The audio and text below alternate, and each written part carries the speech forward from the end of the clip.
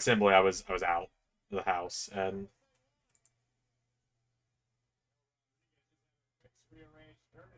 oh, can I get back in?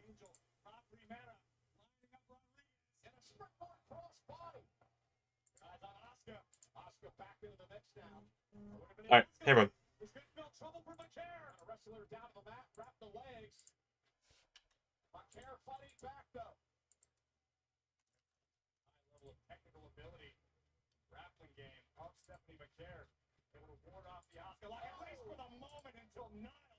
Leonard's a kick right in the grill. And again, you mentioned this earlier, the maturity of the boat now of Ivy Niles coming in there and taking advantage of the other two grapplers were in trouble.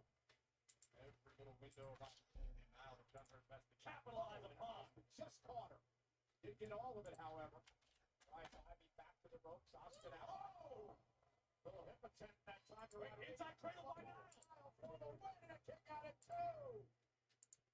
A textbook example. Bridging German suplex for the win. Oscar picks the two. I mean, now herself is frustrated right now.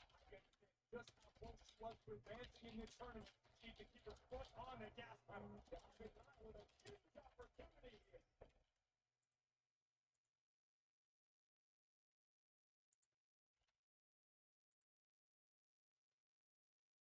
Yeah, we mentioned earlier, Ivy Niles extremely hungry. He's never won a single championship here in WWE.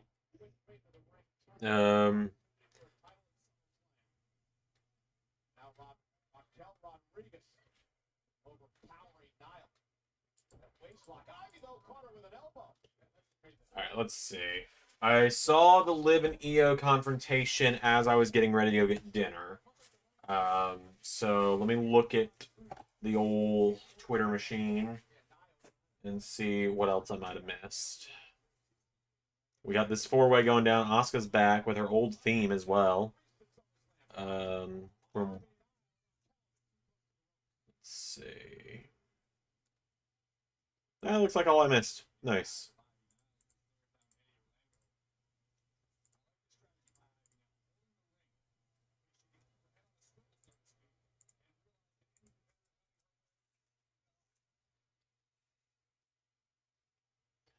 Got some Zaxby's because I had a good day of delivery, made a good bit of money, and my wife has migraines, so she isn't cooking. And I had to go live, so I wasn't cooking. Hey, Pierre. A little tired. All right, let's address the elephant in the room. I'm full brunette again. There we go. We've acknowledged it. Oh, man, sorry to hear that, Pierre. Hopefully you get over it soon. Yeah, I was on the road for 10 hours today, so...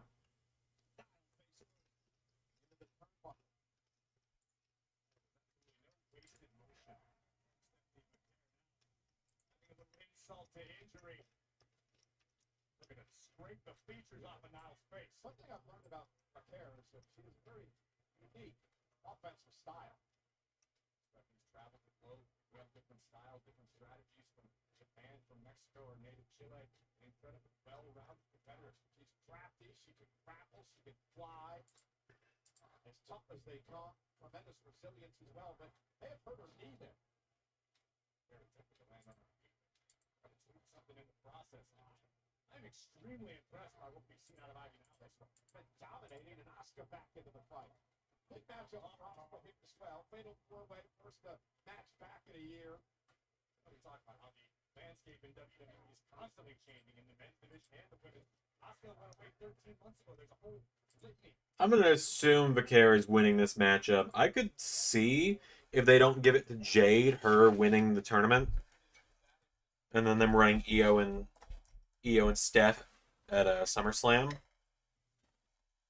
That could be fun. Seeing as that was Vicaria's debut match on Raw as well. I got the Zaxby's quesadilla, by the way. I know Zaxby's and quesadilla is a weird combo, but it's shockingly kind of good.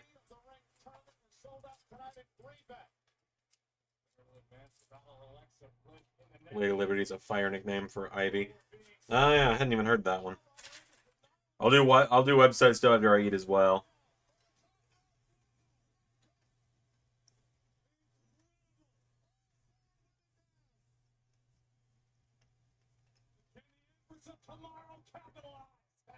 It admittedly is weird being brunette again. Like full brunette.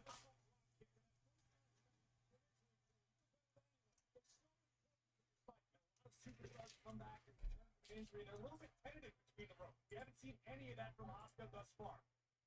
Asuka with well-placed kicks. This is vintage Asuka here. Also, shout out to my voice actors who are slowly but surely trickling in the lines for episode 0 of Sonic Speed Adventure. As you can see, Shadow and Mephiles are in the exact same position they've been in for like 3 months. So maybe soon I'll get back to actually making the episode.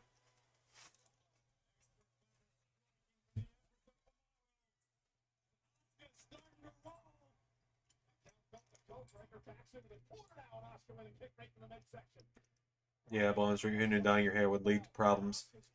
Right. And then I tried to call my my boss to be like, look, I know it's the fact that it's an unnatural split is the problem. I was gonna be like, can I just bleach the rest of it blonde? Would that be an issue? And then he never answered, so.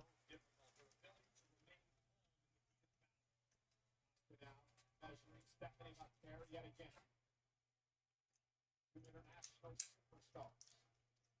Still one of the greatest of all time. No doubt. McNair showing absolutely no fear. Certainly a professional respect. This is what it's all about.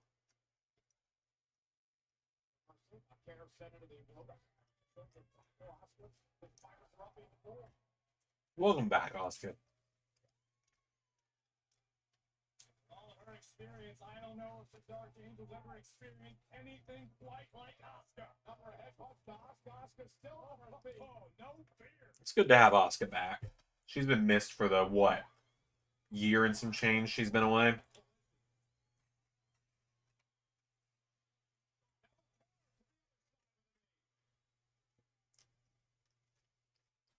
What a matchup to kick off Monday Night Raw tonight. So much on the line.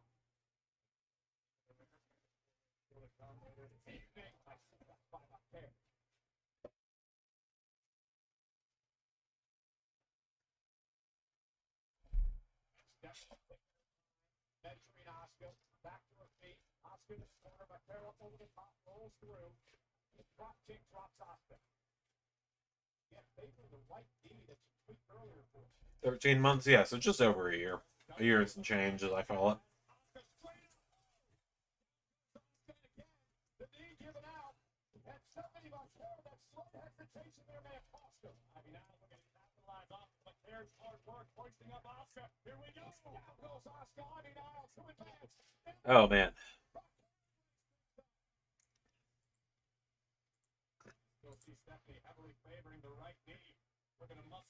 Yeah, no, this is also the first time I've eaten since about 6 o'clock this morning, so in 14 hours.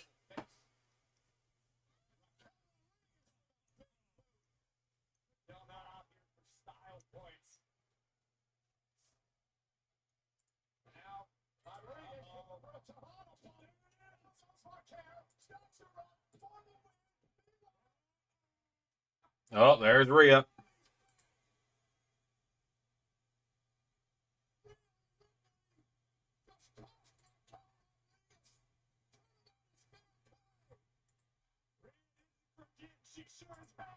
Oh, on the floor.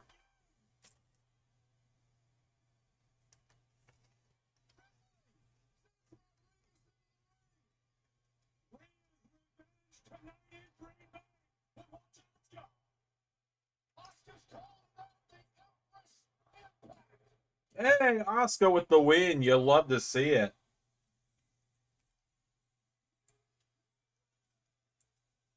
And she does have her original theme left as well. Her original theme back there.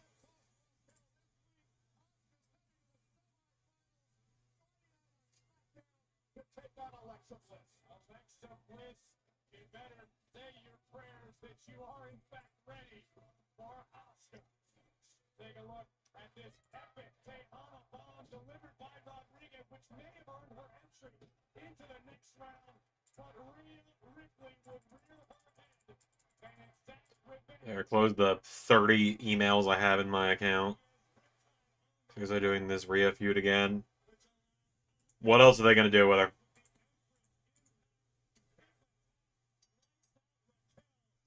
Oh god, they're not setting up Rhea for like. Oh god. They're not setting Rhea up to be the contingency partner for Nikki in case Brie doesn't agree to a deal, right?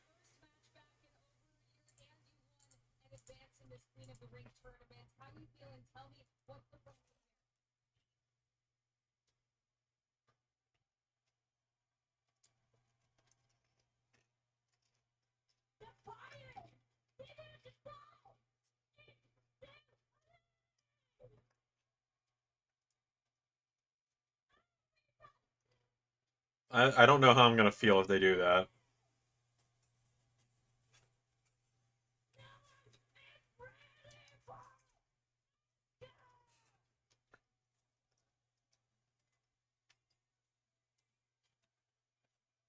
Well, this coming Friday night on SmackDown, the first of the semifinals in the Will I be live Friday? Should be.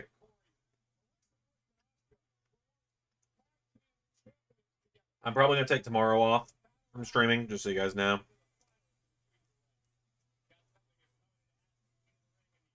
guaranteed title opportunity that comes with it. The past maybe will be a million years ago. Well, the What's Your Story podcast is hosted by WWE icon Stephanie McMahon, with the episode debuting every other week. This past week's guest, Egyptian originator True Angel, download What's Your Story with Stephanie McMahon on all audio platforms and watch on WWE YouTube. Well, ladies and gentlemen, our main event last week was a classic. Gunther versus Jey Uso, the World Heavyweight Championship. Oh, I hear a missile. She's like, Dad, you got chicken. I want chicken. I like chicken. You should give me chicken. That's how she acts.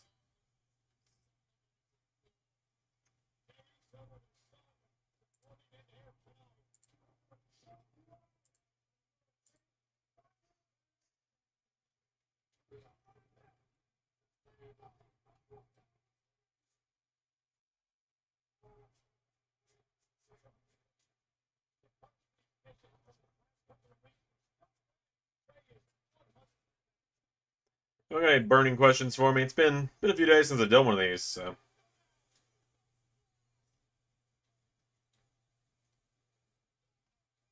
figure there could be some things people are wondering about. Listen, Oscar should be fun. Yeah, it should be. I'm looking forward to it.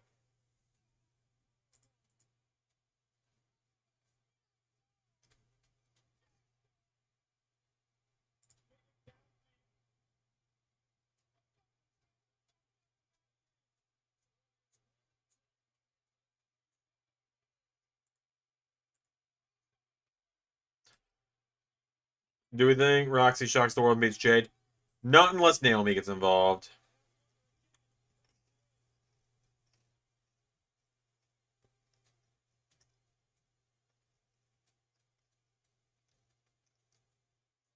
Don't know how you feel about Gunther and Goldberg being rumored. Well, it's been rumored for like a year, so it's happening. And I mean, the circumstances make sense. It's going to be Bill's last match. The World Heavyweight title, while it's not the exact same one from WCW, he held that title. He held the World Heavyweight title. And the last match will be in Atlanta for that title, the home of WCW. I'm not huge on it either, but I get why they would do it.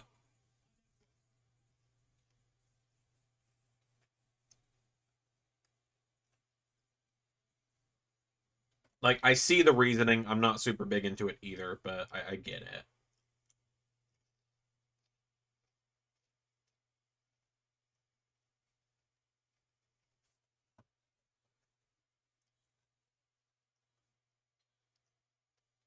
Like this new attitude out of the tag champs?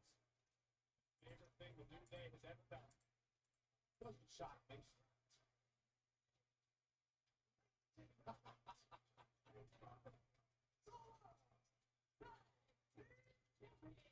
Why is Xavier Woods dressed like a pimp?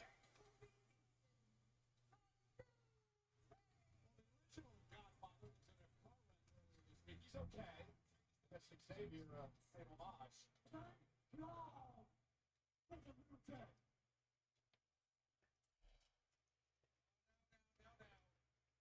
very important enough. He actually put their shorts voluntarily to put Future's hands on the title count. Why not, Xander? Why not? Yeah, I guess so.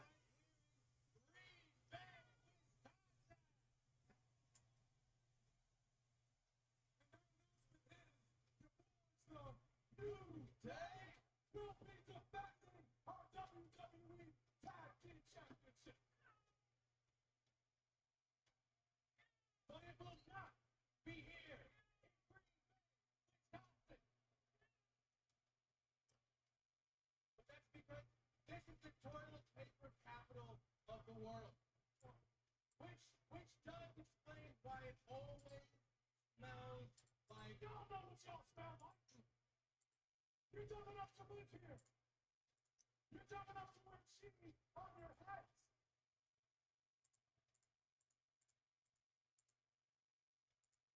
The reason we're not going to defend is because we have not found anything that are worthy of the challenge. Boring. Unworthy.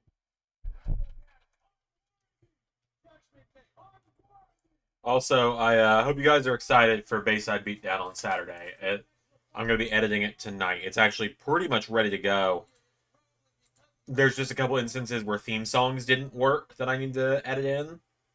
Like, that's just a weird thing 2K's been doing lately, where sometimes themes just don't play for some reason. Like in the opening match, the Mighty Don't Kneel versus Team Cornold, which is Cornold, Scott Steiner, and I'll never tell. None of the good guys' theme, or none of Team Cornold's themes played for some reason.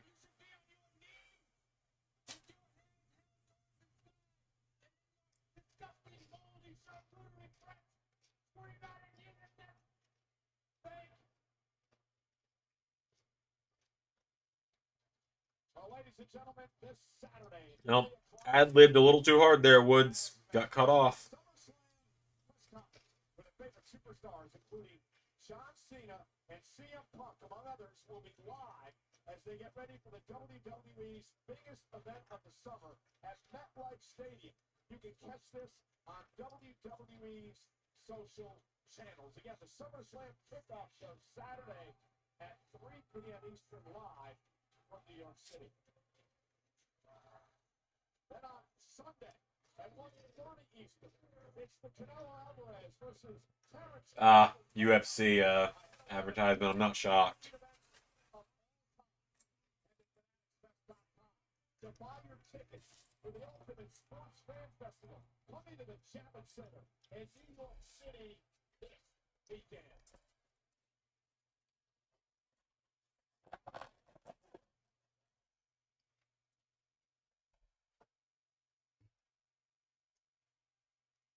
Wait, who's playing 2K? I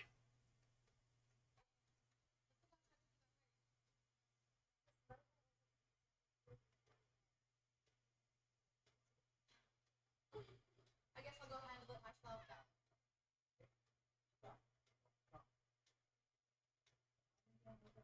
I guess it wasn't Carlito's PS5.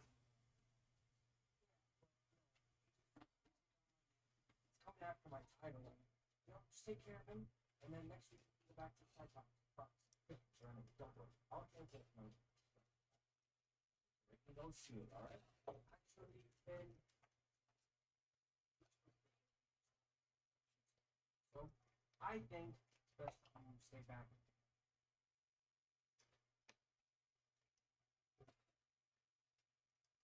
See, bro. I think I should stay back.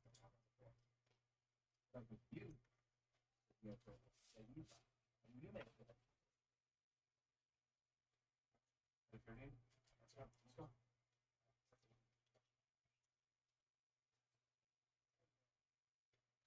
Right?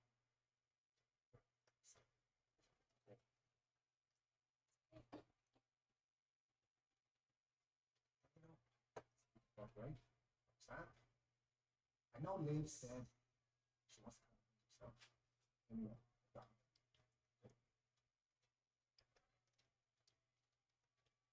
Maybe it's Dom's. Maybe.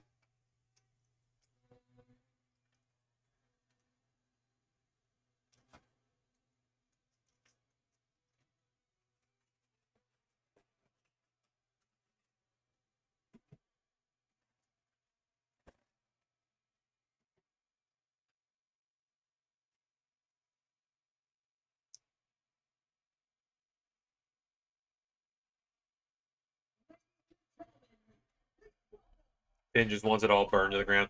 Kind of feels that way, doesn't it?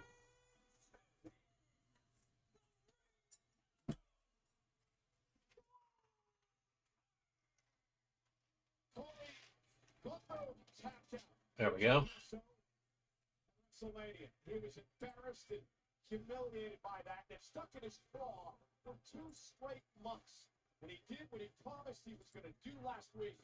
Win back the world title. I'm going to recommend you don't bring those facts up any longer because unlike your other partner, I'm not going to cover your ass. I didn't think you would. Gunther has vowed to restore the World Heavyweight Championship to its sacred status. We are seeing the ring general at his finest. Sure, there was a few-month rough patch that Gunther endured and is now back at the top of the mountain where he so belongs.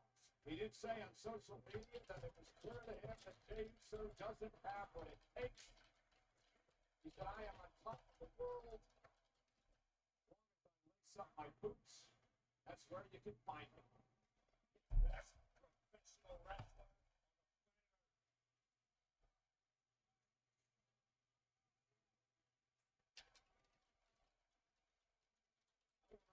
Therefore, I'm impressed each and every time this man's in the ring.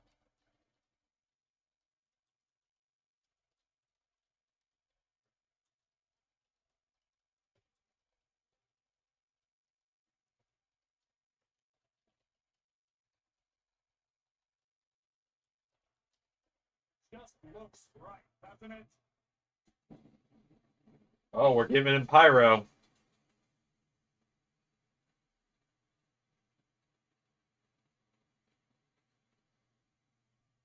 Celebration being fit of the new World Heavyweight Champion.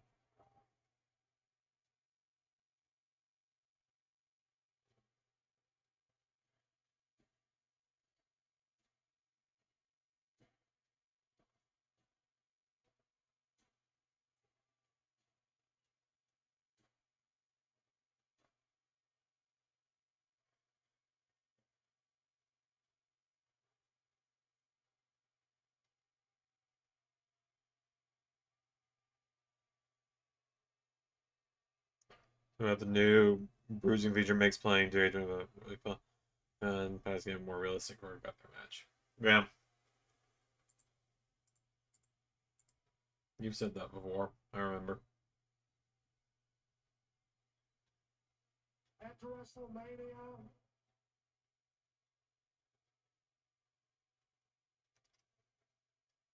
All right. Time to, I suppose, finally actually work on the website because I haven't touched it since last week.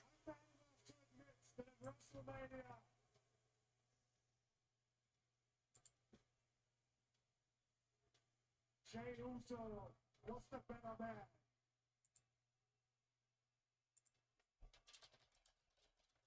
He was the better man for 1 night. Because on every other single night, I had untouchable.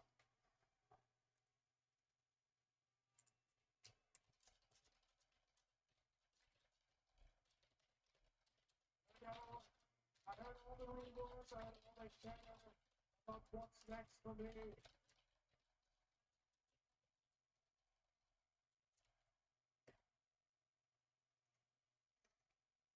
No. Definitely not that guy. I cussed him out in front of his family. He learned his lesson. Oh boy, the Goldberg chants are starting.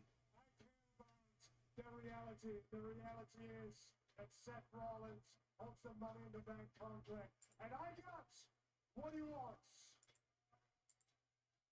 So Seth, let me talk directly to you. Weeks ago, you said to me, when I win your championship back, I'm the target. So well, since I'm a target, I want to make it very easy for you. I am right here. Don't waste no more time. There he is.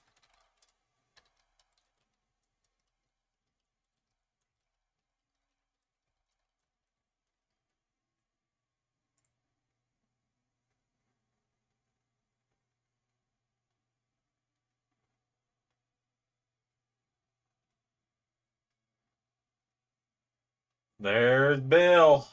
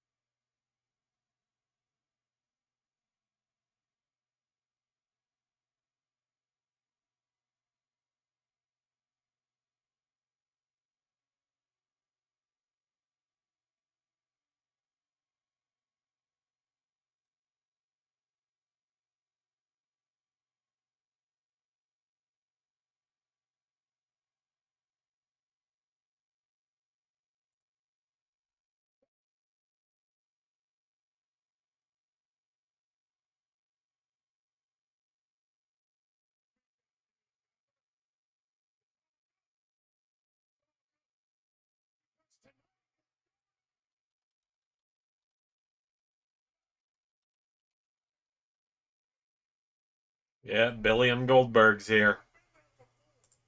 I understand how proud you must be. So, congratulations. Just wanted to put a little note on tonight. Tell you how proud I am. You know what? God, the screen is like... A few months ago, you started something with me and my family in Atlanta, Georgia.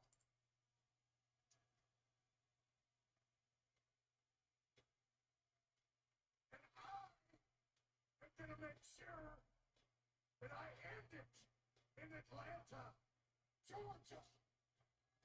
Williams' last match.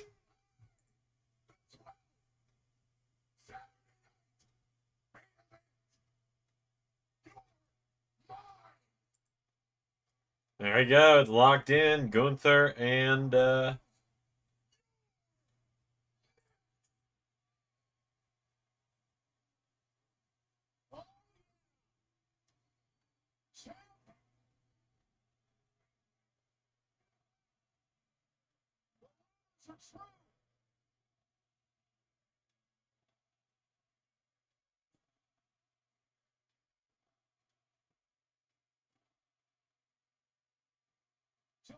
12th is 3 weeks from Saturday. Saturday night's main event. And it's only appropriate. It's in Atlanta. guess we're doing it.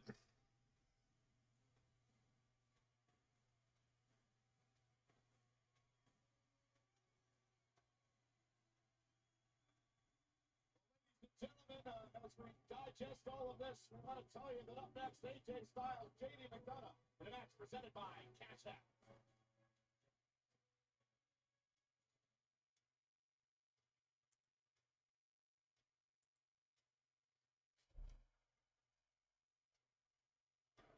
Well, ladies and gentlemen, just a shocking moment here in Green Bay, Wisconsin, as the sold-out crowd is still serenading the Hall of Famer Goldberg in the center of the ring. It has been rumored for months that Goldberg would return to WWE to have perhaps a final match in his career. We don't know if that will be the case, but we do know this. Goldberg has made the challenge, and we're being told it will take place 3 weeks from Saturday. Saturday night's main event in Atlanta. Goldberg Gunther for the world title. Absolutely colossal main event. Any day of the week, any day of the year. Goldberg, of course, former Atlanta Falcon, a city that holds special significance. Happy Gilmore 2 is coming out in a few weeks. I am. Okay, so today, the last 24 hours has been like the hours of comments that have made me actually get a headache. For starters, someone who has commented this a lot in the last year or so, asking for AOW to come back, commented on the post I made like 3 weeks ago when I was like, yeah, I think we're going to keep AEW around. What do you guys think? Commented, ARW should show up too. See what happens. To which I just posted in the Discord the meme of the backpack strap falling off that says, just let go, bruh, it's over. Will step into the ring with Kyrie Sane, a woman herself who's no stranger to gold in WWE. And our main event tonight will fill the final spot in the semifinals of the King of the Ring tournament. Sheamus and Rusev, long history there. Yeah, if you just let go, bro, it's over. Because AOW's not coming back. I'm doing the one-off show, the AOW versus LSWF show JT paid for. Gonna do that sooner or later here. I'll do it probably this summer. And then, like, that's it. AOW will get its yearly Rumble. That's it.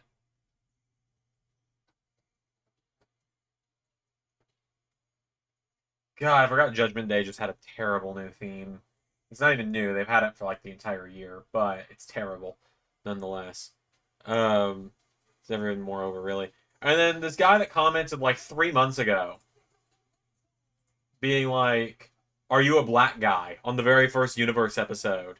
And I said, or the very first Universe pay-per-view, Backlash Season 1. I said, take a look at our profile picture, or any of the streams on the channel. That should tell you what we look like. He says, that wasn't an offense because voices changed. And I said, oh, I wasn't taking it as offense. I just thought it was funny since... So I kind of met it with a bit of a smart-ass response, LOL. He responds this morning, dude, I don't speak slang, S-L-E-N-G. What do you mean by LOL? LOL's existed for nearly 2 decades. Like, LOL's been a thing for 2 decades. If not longer. And also, this is the same thing I've always been tempted to respond when people are like, what does this mean? About, like, a very basic question. Like, I'm always tempted to respond with, Google is free and doesn't waste my time. That's what I'm always tempted to respond with. Hey, Ray.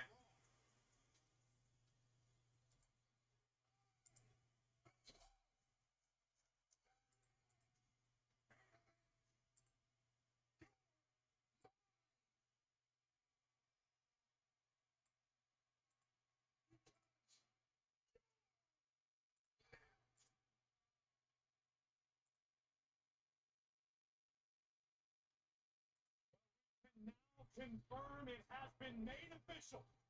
Oh, hell, they're doing it. Main event. The ring general, the world heavyweight champion Gunther, will defend his title against the WWE. My favorite one is What's a Mark? Yeah. If you don't know, you probably are one. Yeah. The non-stop excitement in Atlanta at both Saturday night's main event and Evolution.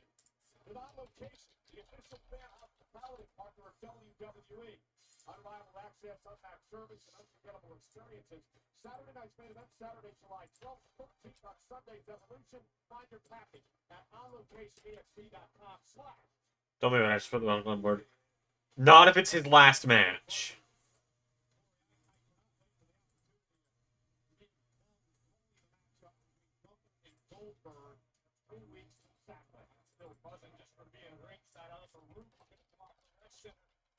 Unbelievable. Goldberg returns and he's gunning for the ring chip.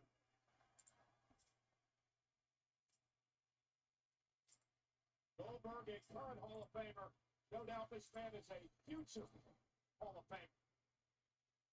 I don't think they would put the belt on Goldberg. No.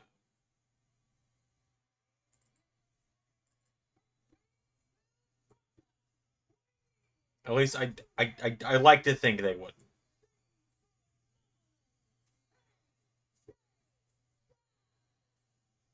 Any superhero movie franchise? I mean,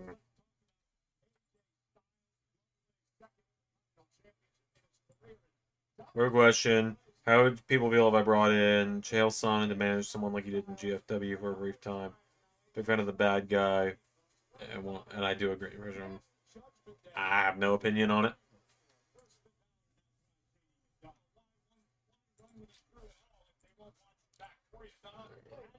Checking SmackDown now.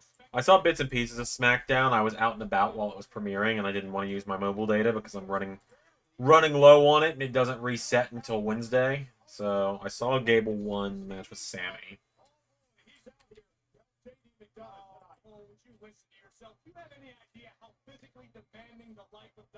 I know, Pierre. I know. making sure that Liv Morgan is content and satisfied all the time. It's a full-time gig for Dirty Dom. I saw him in the barber chair today. I don't understand what Josh was doing because Dominic still has a full head of hair.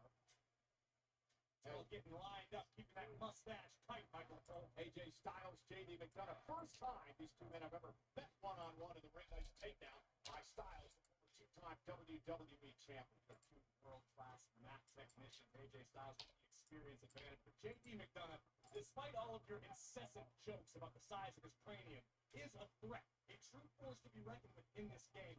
An unbelievably skilled wrestler. Yeah, no doubt about that. And just a tremendous heart resilience as well. Back in December, nasty crash out of our announce table. Thought his career was over, and he did come back and still compete at a high level here. McDonough, former world tag team champion. Mentioned that Infant Balor would love to win back the gold, currently held by the New Day. Right, JD McDonough. Despite the fact he was dealt an uphanded first, my leg, shoulders down, ready to kick out. And now JD McDonough going to stack up AJ.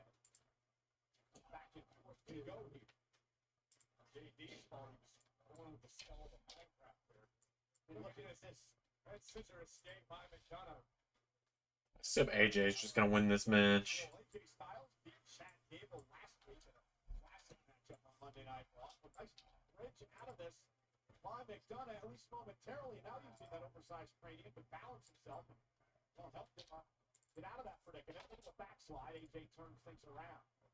AJ was thinking about a Styles clash. JD sensed it coming and got out of Dodge in a hurry. I want to talk about AJ Styles as the WWE Universe begins to sing along. Styles truly is a timeless competitor. AJ been very open and honest recently, but there might not be a lot of time left in his career, so Styles wants to make absolutely certain that his last few years, however long that run may be, is at the top of the game. Well, that's one of the things. Retired MMA fighter, was known for incredible trash talk and kind of like a. Gotcha. Celebrate. Yeah, and that's the class act that Dominic. What is wrong with Dirty Dom applauding his Judgment Day statement? He was simply cheering on JD McDonough for a job well done. Is what he said about AJ Styles. He told us the way that he's treated his father. Like, oh, look at this. Styles trying to wrestle him down with that. Made into a calf crusher here. Styles turns it around and now tries to lock it in. It does. JD McDonough in a world of trouble, scrambling, trying to reach the bottom rope. And AJ pulls it back to the center of the ring. Styles now. What a move by AJ Styles. Fantastic reversal by Styles, maintaining the pressure on this calf crusher submission. And look at Dominic forcing the rope toward his partner. And Dominic just doing a lot balance. Oh, that's what it is. Referee Sean Bennett catching it in the act. Just say what a great guy Dirty Dom happens to be. I saw him at the airport last night. The first thing he did was come up and wish me a happy Father's Day. He's been jealous his entire life. He's never been able to celebrate. Well, I know. Oh man.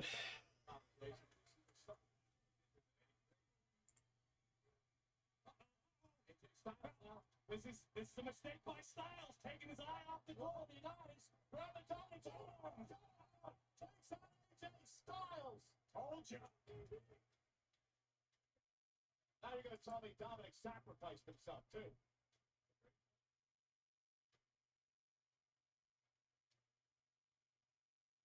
Well, Dominic Mysterio did what he had to do. He distracted AJ Styles just long enough for JD McDonough to launch himself over the barricade and take Styles out. And it just scoots Goldberg's last ride shirt, huh? Dominic Mysterio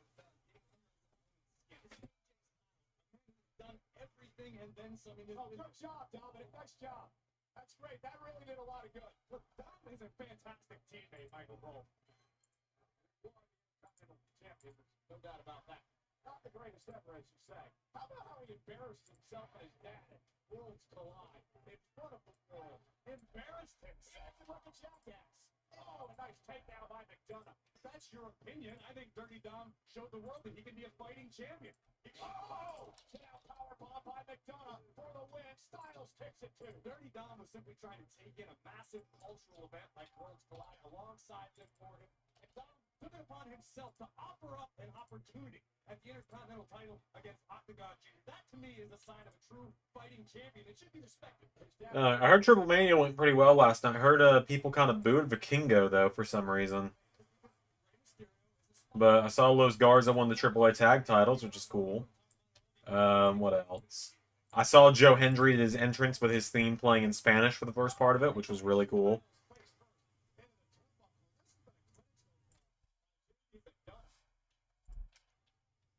And if you've been paying attention for any period of time, you're not surprised by the high-level skill set possessed by JD McDonough. And look at McDonough right now, calm as can be, almost in cruise control, fully aware of how dangerous AJ Styles is and how quickly Styles can turn a match around.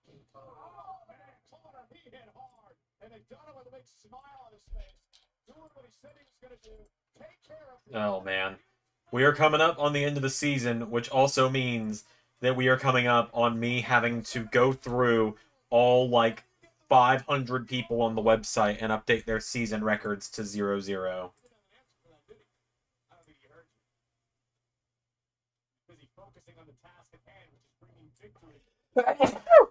Excuse me.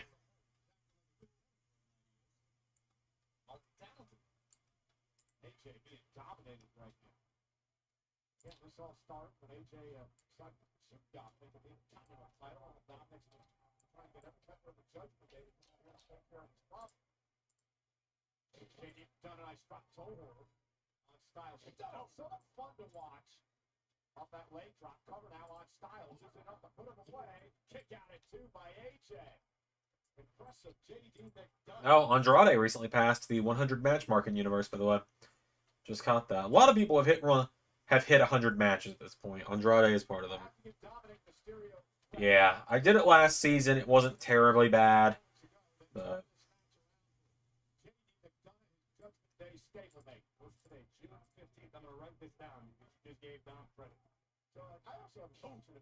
June 16th, Corey.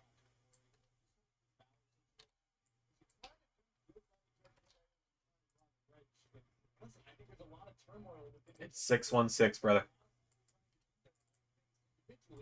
Sometimes it comes at the cost of opportunity. You've got Dirty Dom, the reigning Intercontinental Champion. Everybody should be stoked about that.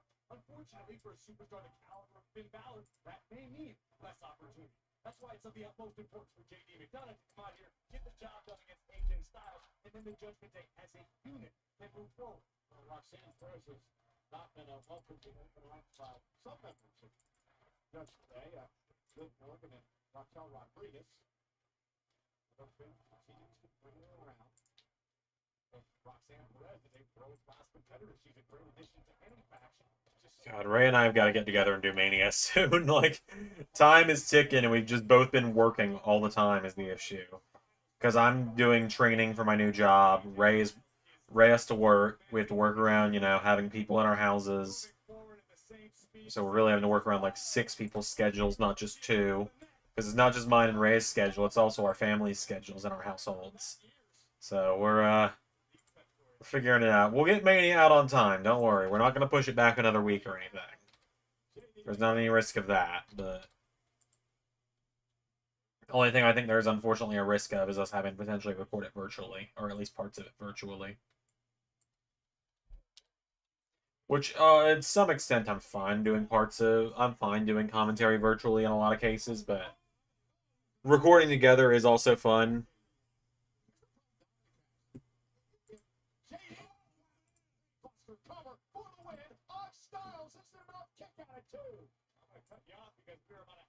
Away from Dominic not having any problems thanks to JD McDonough and his hellacious brainbuster that nearly put Styles down for 3. And Dominic needs JD to win here. He can't keep running Styles.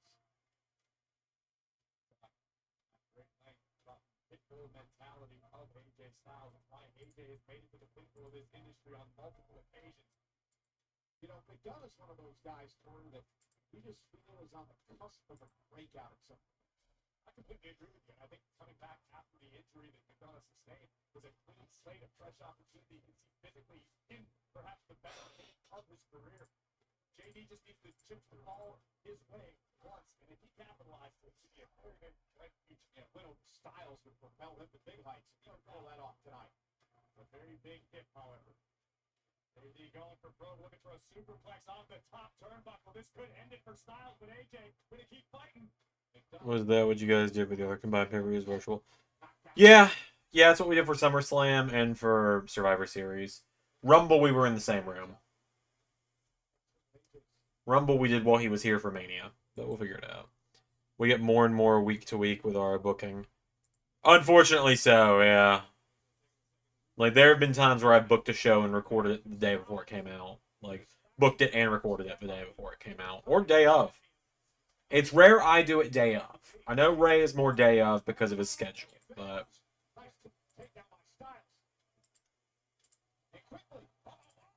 yeah, there's Styles Clash.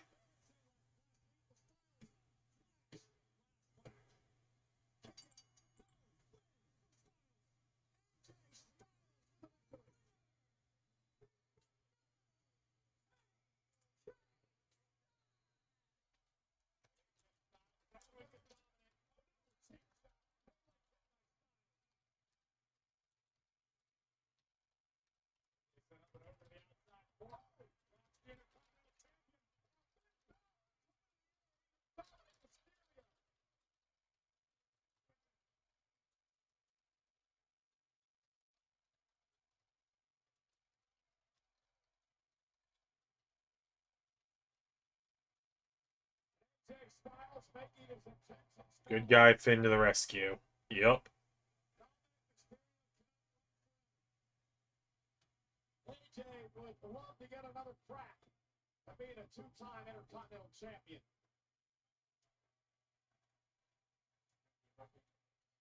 Crystal ball for the Judgment Day. Look, and Dom looking to hatch some sort of attack here. And JD as well. Styles is surrounded. Here they come. And AJ Styles outwitting. Got out of there with Dom's title. He's not the Intercontinental Champion, but Corey, he may well be. The actual booking creative direction of the show. We used to plan months out and would refuse to change anything. That's true. That's true. Like, yeah, there's been a lot of stuff like that. Even if stuff wasn't really working, we were determined to play it all the way out. And I will say going a little more week to week with it has made that stuff kind of, you know.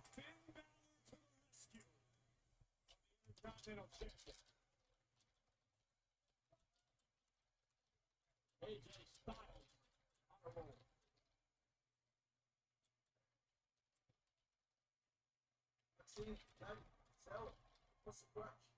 Tell me. The Bulldogs are bully always still.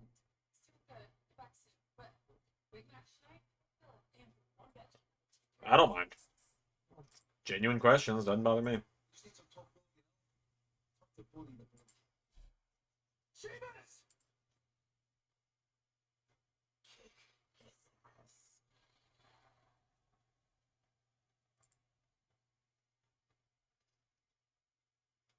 Sheamus looking to become a repeat King of the Ring winner.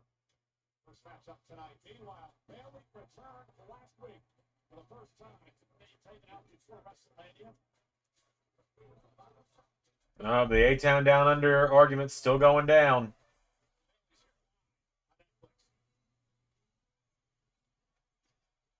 Sheamus and Alpha Academy is such a weird combination.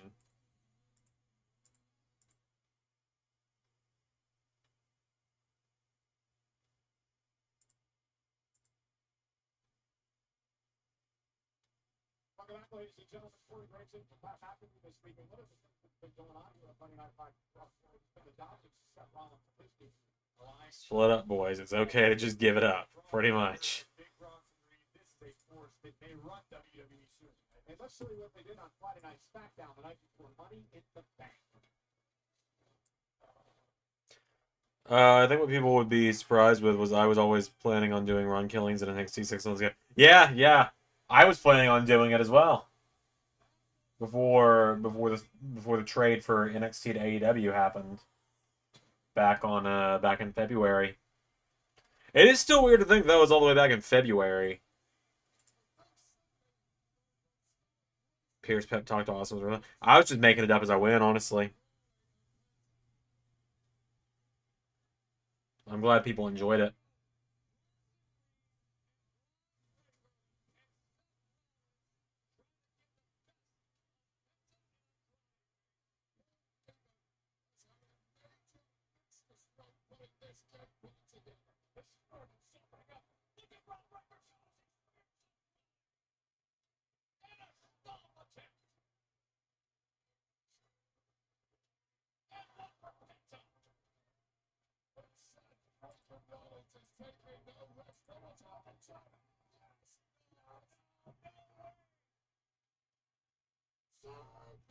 The yeah.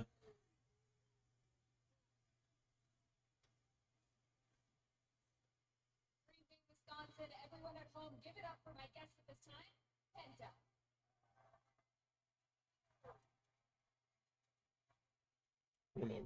Okay, that's just my phone going off. Oh, is there ever a time they had to wait for him to do his part before you finish your card, and it was like you one match, then wait for his part, and then you edit it both together to the match? No, we just do the matches as they get done. Like Survivor Series, we recorded it all, then came together. Like he recorded his matches, I recorded my matches. We got on a call one night, and we just went back and forth. One of mine, one of his, one of mine, one of his, back and forth. It's pretty easy. But yeah, the Ron Killings pitch was Ray's originally. That was like a big pitch from him for NXT. But yeah, it's so weird. And the one thing that always throws me off as well is like I made the post. I was like, hey, folks, here's what we're doing. Ray's gonna take over NXT after Deadline. I'm gonna take control of AEW next week. I was like, I'm just gonna be doing all 4 shows for a little while. Like, I announced that. And I was like, there's still 4 weeks till Deadline, so I'm just gonna be doing everything for a month. And like, all the comments were, so is Deadline this week instead of in a month? What? When the post literally said, I will continue NXT through Deadline at the end of the month. And we're like, so is Deadline getting moved up to this week? No! No, it wasn't!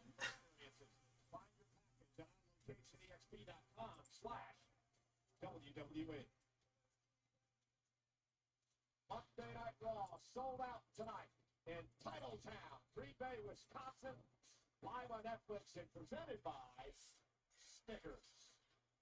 Live from the Bresh Center, which just so happens to be next door to the legendary Lambeau Field, and here representing the Green Bay Packers, safety Evan Williams.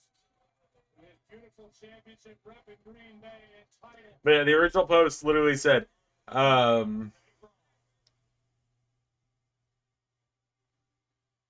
starting Wednesday, February 12th, I will take over as creative director and producer of AEW. In return, Ray will take over NXT starting February 25th or 27th. We haven't decided what day. Until Deadline on February 22nd, I will continue to serve as NXT's creative director and producer, and will be the one presenting Raw, Dynamite, and NXT for a few more weeks, just so that Ray can start his era on a clean slate. And then, like, everyone was like, so Deadline's this week?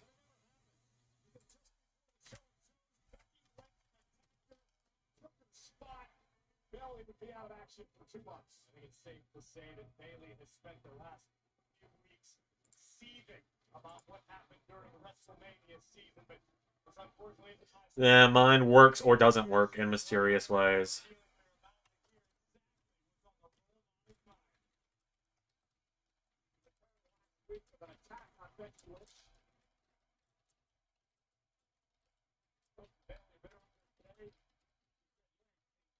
Yeah. The next realized it wasn't good, it was stop.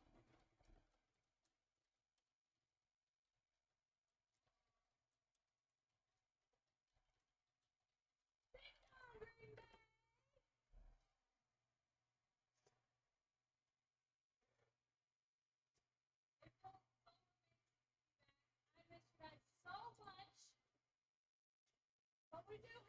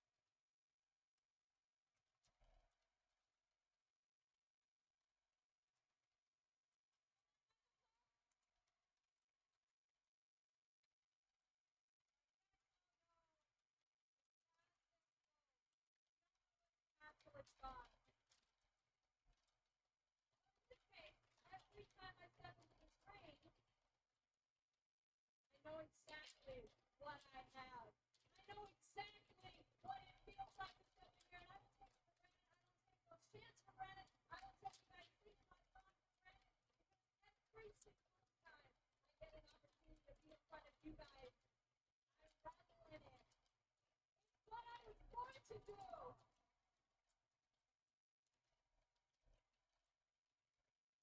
This is what's most important to me. This is what I put my heart and my soul into every single night.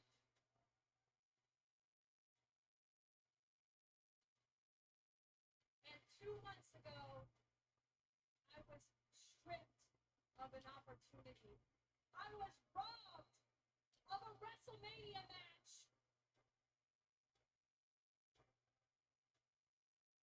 I was robbed of an opportunity to go after the WWE Women's Tag Team Championships, a division that I hold near and dear to my heart.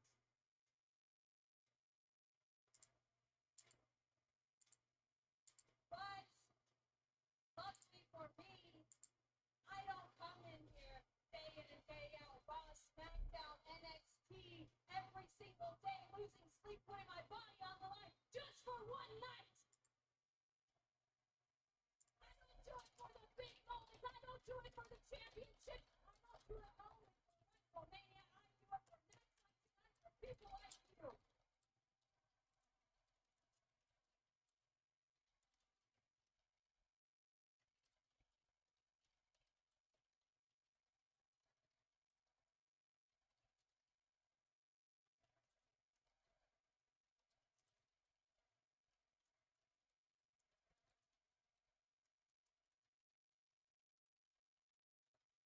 But that Lynch,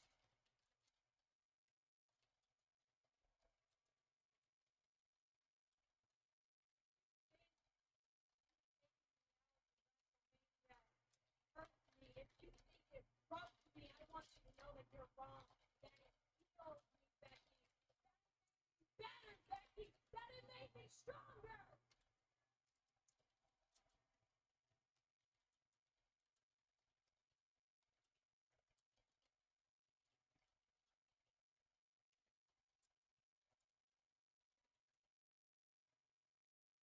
Now, I may have said in the past, hell, even right up to WrestleMania, how much it bothers me, how much you've been a chip on my shoulder, that you've always just been 2 steps ahead. You've always been just 2 runs ahead, right up there, but I could never quite make it there. Yeah, that ate at me, Becky.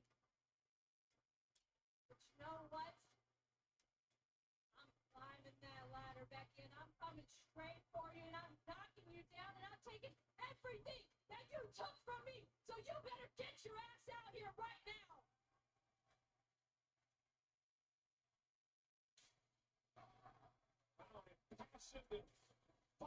Oh, hold on. Got a text from one of my trainers from work. Hold on. Here comes the man doing her best trouble job, decked out in Bears gear.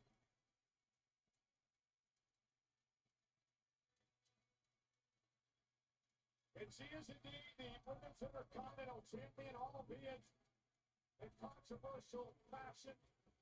She knocked off rival Valkyria for the championship. It was Stalker face of Becky Lynch, holding the Intercontinental Championship high above her head for the world to see.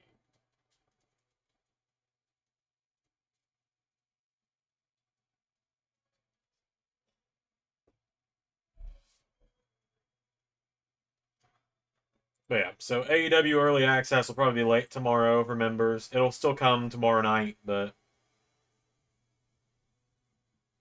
I gotta go. I'm gonna be working pretty late tomorrow, I'm assuming, probably till 5 or 6.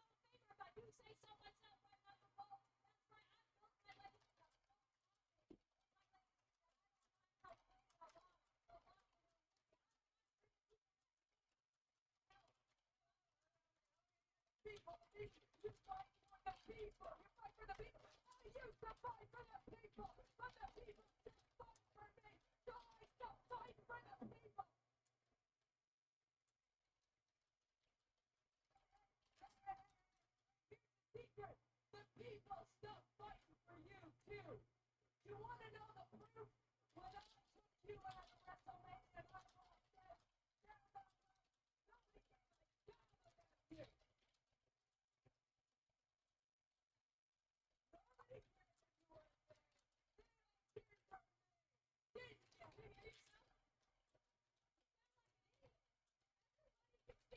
these people can see it here.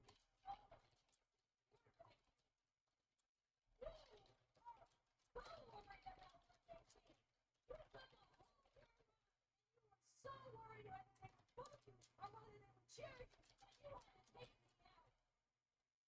You didn't know if they were going to care if you came back.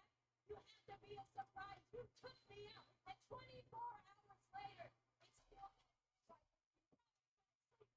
Make sure my laptop is charged. I'm gonna need that for work tomorrow.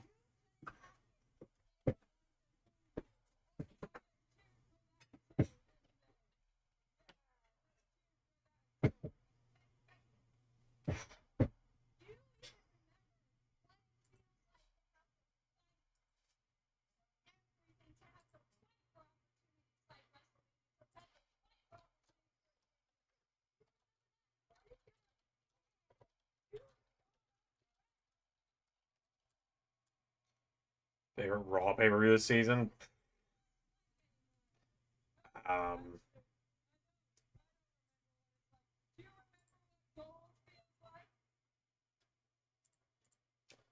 look at what ones I did.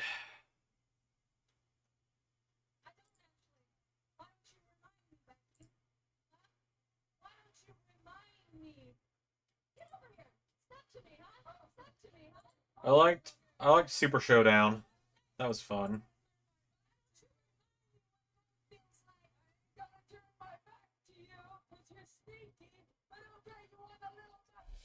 Payback was fun. We had that one had, let's see. That one had the ladder match. That one had, SmackDown Hero. So I've done 1 year's Herald of SmackDown. Give me a second. I gotta think on it. That one had AJ, Randy, and Johnny. That one had Final Judgment on it. Payback was fun. I like Payback a lot for Raw. Let's see, what else did we have on Raw? We had Vengeance. I'm not as big on. Vengeance was fine. There's not as much on it for me that I liked though. Like the Wyatt Six stuff was fun, but I was kind of on it. Nathan Frazier always delivers the best match on pay-per-view every show though. So what was that? Armageddon is Armageddon's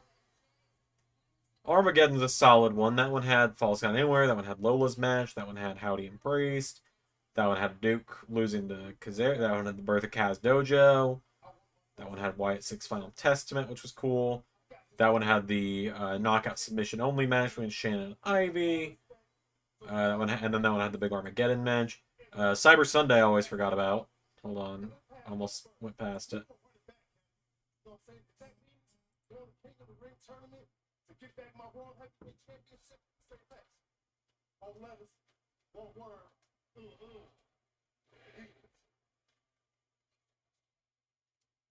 Let's see. I liked Cyber Sunday a lot as well. That one, that one had the birth of the Nathan and Liv partnership. That one had Duke winning the Speed title, which was cool. That one had the birth of Force of Greatness as a duo.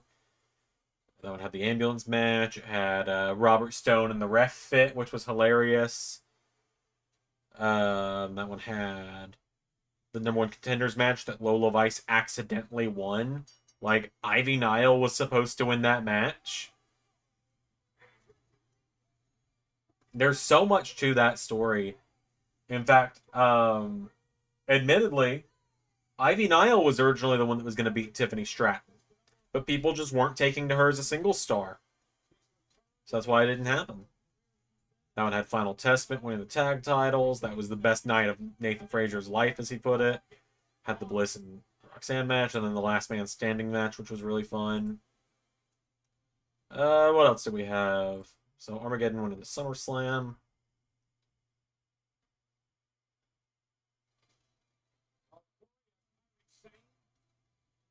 Turn to the roots of it, when she was the NXT Women's Champion. Pretty well as of late. Two-time WWE Women's Tag Team Champion. I'm very excited. Raw then had Super Showdown Australia. I think Super Showdown might be my answer. That one's got Owens murdering Johnny on it. That one's got Hardy Boys and Final Testament's first showdown on it. That one's got Priest and Frazier, which is fun.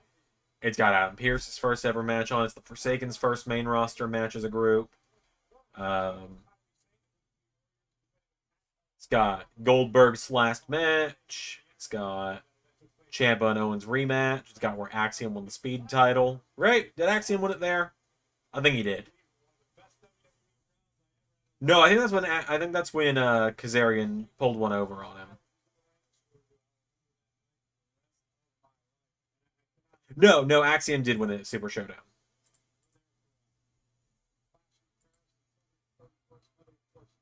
Monday Night Raw. Speaking of the LS11, be there for SmackDown on 30th of August. Where's it? Taking it fast.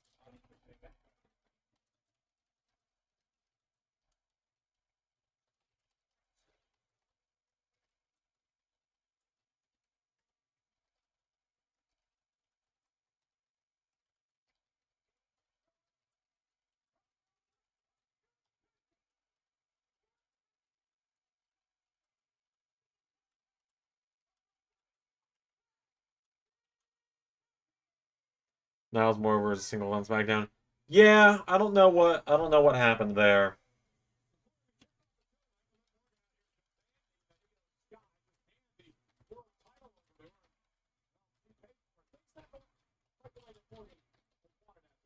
Some people would say that we're about to find out whether or not that's the case or if it's more of a controlled chaos. Because to many, Liv Morgan is thriving. She's one half of the WWE Women's Tag Team Champion. She's got Dirty Dom, the Intercontinental Champion, by her side. But simultaneously, there's turmoil within the Judgment Day. It's almost as though Liv's trying to spin too many plates simultaneously. That could lead to catastrophe. Liv Morgan looks to get knocked out of ring straight back against Kyrie Sane. Tonight live on Netflix.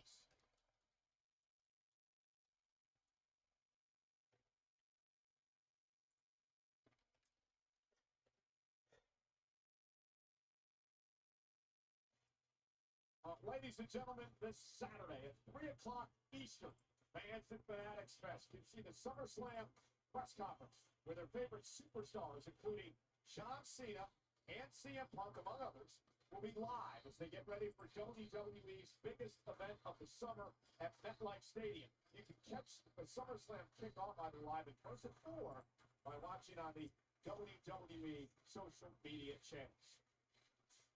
And then on Sunday at 1:30 Eastern, it's the Canelo Alvarez versus Terrence Crawford press conference ahead of one of the biggest boxing events of all time. Head to fanaticsfest.com to buy your tickets for the Ultimate Sports Fan Festival coming to Javits Center in New York City.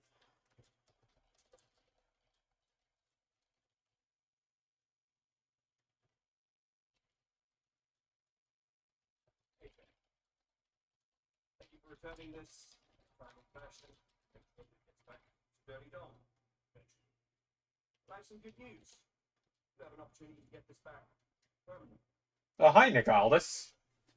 Night of Champions, AJ Styles versus Dominic Mysterio.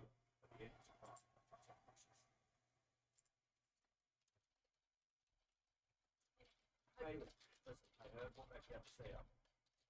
Made official. I had a little twist. See, the way I see it, at WrestleMania, Becky took the title match. So, where I see it, you're owed title match. So, Next week, Bailey, that's the convention for the women's intercontinental.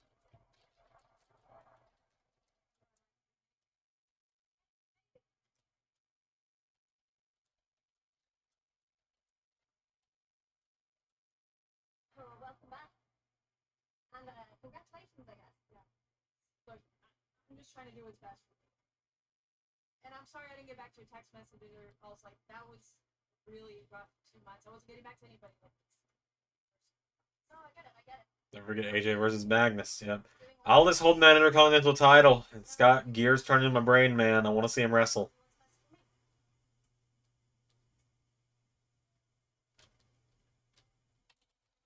Well, two major news notes there, Corey. First, we heard Bailey and Becky Lynch next week live in Columbus, Ohio, for the Women's Intercontinental Championship. Then a week from Saturday Night of Champions, it will be AJ Styles, Dominic Mysterio for the Intercontinental Championship. Job well done by Nick Aldis, but now we've got Kairi Sane one-on-one with Liv Morgan. And you and I were talking earlier about how Liv Morgan doesn't necessarily seem to be herself recently.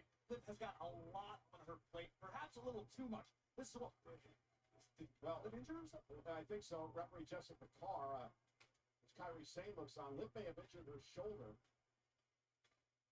And I believe our doctor is going to head over now and check on Liv Morgan.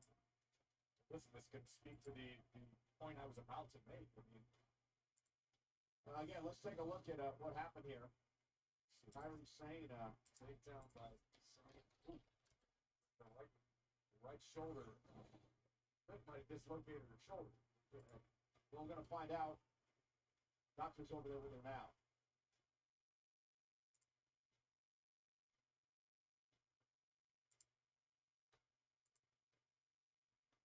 Again, this is the developing situation here, live from Green Bay, Wisconsin. Kairi Sane, Liv Morgan, one-on-one here tonight, and Kairi Sane would seem to be a normal takedown of Morgan, and Liv Morgan appeared to perhaps injure her right arm or shoulder. Well, listen, it's not uncommon to have something like that happen. You do your best if you're being taken down to protect yourself. Sometimes you try to brace for the impact. It looks as though on the one replay we saw that might have been what Liv was looking to do, trying to get her hands up, her arms up, to try to mitigate the impact, falling face first. And in the process of doing so, might have injured her shoulder. Yeah, it's been a rough go as of late with Liv Morgan. But it speaks to what we talked about, that maybe, potentially, Liv does have a little too much on her plate. She was away recently making a movie. She's obviously got her relationship with Dirty Dom. There's turmoil within the Judgment Day. Let's take another look at this as our medical staff tends to Liv Morgan. And again, the right elbow made contact. That could be an elbow, could be a shoulder. Notice instantly the doctors Going for Aldis Orton. Yeah, I remember when at some point on Liv, just an unfortunate instance of Liv trying to defend against the takedown, and Body had other plans.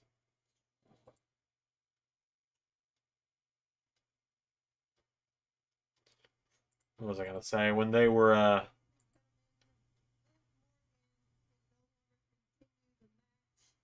oh shit.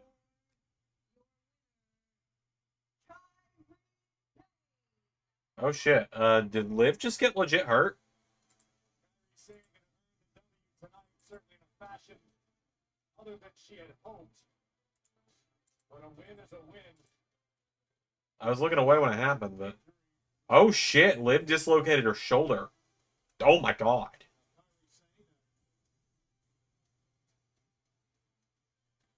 Picks up the win here tonight, but again, the unfortunate situation involving Liv Morgan. We hope to get an update on Liv in just a little bit here on Monday Night Raw.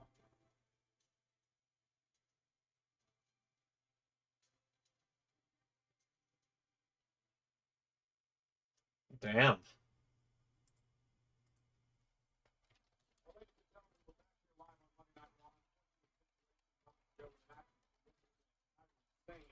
It seemed to be for a normal takedown by Kairi Sane. It's just the way that Liv Morgan landed. Yeah, certainly not something we would generally consider high risk. But here's another look into slow motion. Kairi with the single leg takedown. Watch Liv Morgan's right arm, particularly her elbow and shoulder area. A punch. All Liv was trying to do is protect herself. This is standard procedure for any sports entertainer. This is a normal reaction from Liv Morgan trying to protect herself, but unfortunately her body just appears to have given out on her in this instance. Again, I'd be saying going to earn the victory through the Liv's inability to finish the match. We will do, as you mentioned moments ago, our best. Yeah, you saw medical personnel helping Liv to the back, stable with right arm. Hopefully we get an update on Liv here in the next couple of minutes on Monday Night Raw. We have talked about it as well. It's been a rough going for Liv over the past couple of months until she missed some time. Ruby came back, had some issues within the judge today, and then tonight, obviously, an unfortunate injury. Liv, the life of a WWE superstar is full-time, the travels, the training, the in-ring, the out-of-the-ring, the experiences. Liv Morgan is thrive and loves that lifestyle. Unfortunately, sometimes your body has other plans. Yeah, including traveling halfway across the world, which we're going to do a week from Saturday, and one of the feature matchups, of course, is John Cena versus CM Punk for the undisputed WWE Championship. This thing really came to a head last week on Monday Night Raw. You are all spotless keyboard warriors. Limited time. I told you when we started, 36 days. And if you want to accomplish something, use your voice and send me competition. Because the way I see it, everyone you have cheered for, shut your mouth and be your best. I have a lot of things I want to get off my chest. You mad because the establishment picked you, but the people never did? My title has corrupted you. By my count, you got 18 dates left. What little respect I have for you. I'll leave it up to you as to which one of those dates I take this off your shoulder. You say that date is tonight, right here, right now. Let's do it. Now tonight, we're going to do a night of champions. Balls in your court, you know. That's what you say.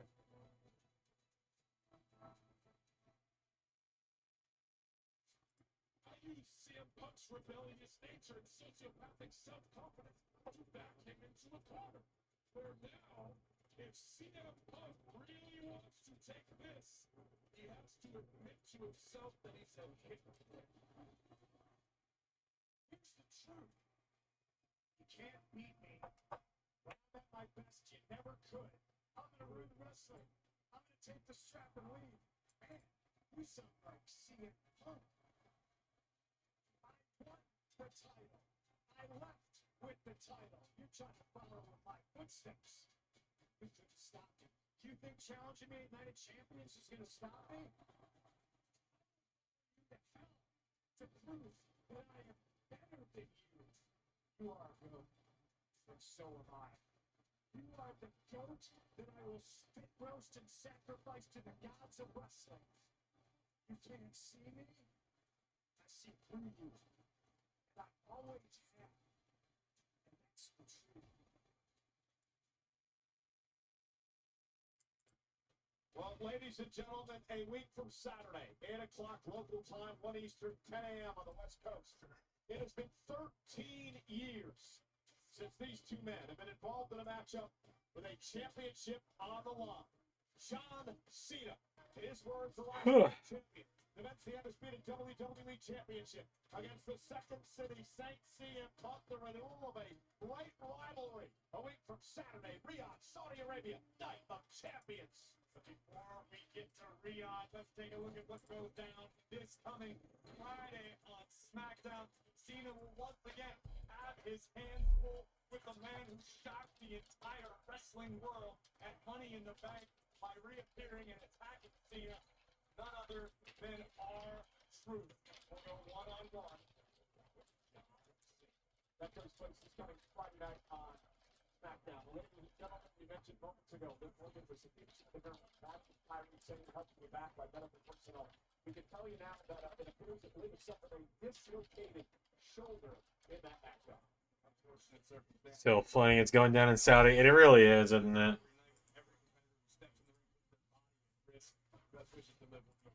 Yeah, stay tuned to WWE social media channels for the latest on Liv Morgan. Meanwhile, let's have the facts and Cashapp. Much, Cole. Yeah, everyone is talking about this King of the Ring tournament, and I'm here with Sami Zayn. Sami, congratulations on your victory last week. You're moving forward in this tournament, but this Friday you face Randy Orton. So talk to me. Tell me how you're feeling. I don't know, Kathy. I feel like I've talked about the World Championship so We much. were at to record Mania in person. Being honest, guys, the big fours always come out so much better when we record in person. The opportunities here. Yes and no. I think SummerSlam and Survivor Series turned out really good. The World Championship, but I don't know. Something about this time just feels different. Oh, this is so disturbing. It feels Big pop for Cross. absolutely nothing different about this. You know you're an insane person, right? You know what an insane person does? They do the exact same thing every day, expecting a different result. Let me explain what's going to happen. You're going to go to Friday Night SmackDown. You're going to compete against one of the most diabolical people this business has ever seen. A guy who knows how to win.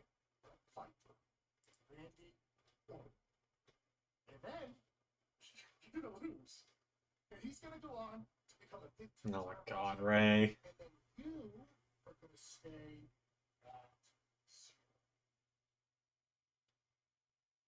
Like I'm crazy. Yeah. You know what I think you are? I think you're a coward. I think you hide back here and you talk and you hide in the shadows and you work, you talk in riddles. Why? You don't go out there because maybe all the big talk that you do when you go out there, maybe you can't back it up. Maybe you don't have the courage to talk a big game. Maybe you fall on your face and you don't have the courage to go back out there. Because trust me, I've talked a big game. I've gone out there and I've lost. And I've had the courage to pick myself back up and go out there again. Can you say the same? I didn't think so. So I'm done listening to you talk. You understand me? Right now, my focus is the King of the Ring. That's my priority. But I'm telling you right now, the second that's done, I am going to Adam Pearce. You and me, we're going to have this match once and for all. It's about time. We're finally gonna get the showdown.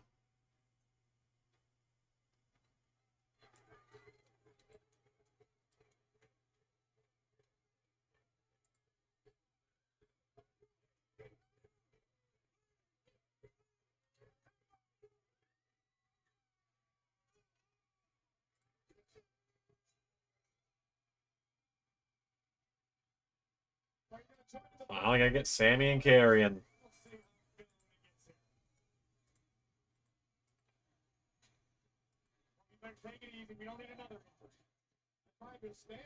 Yeah, Raw really has flown by, hasn't it?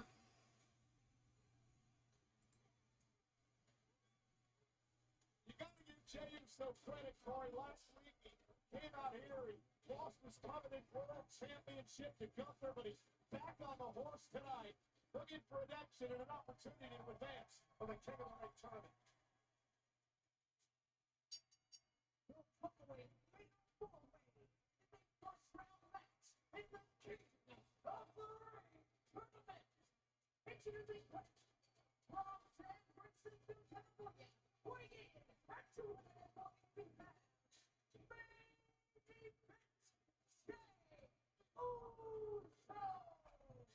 I think we're going to see exactly what Jey Uso is made of when it comes to mental fortitude. Talking about getting back on the horse, about having a short memory, forgetting the loss to Gunther. That's what Jey's going to have to do because he's going to have three behemoths gunning for him in this matchup. But it could eventually all lead to what Jey wants most. Another opportunity to become World Heavyweight Champion once again. Welcome to Oh man, Jay's just gonna win. Like Jay's just gonna win the match. We already know this, right?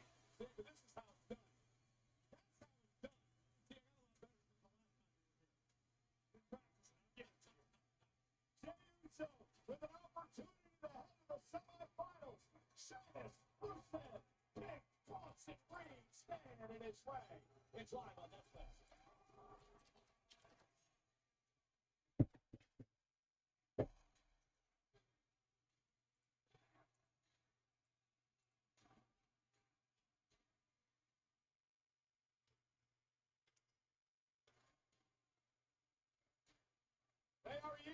title tonight. So I sign up there rather than Chief having said Ethan. Trying to make sure the recipient is.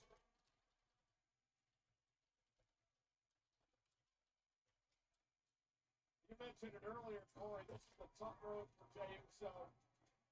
In the ring with a Yeah, I'd pop huge for anyone but Jay to win this, but it's like we all already know where it's going.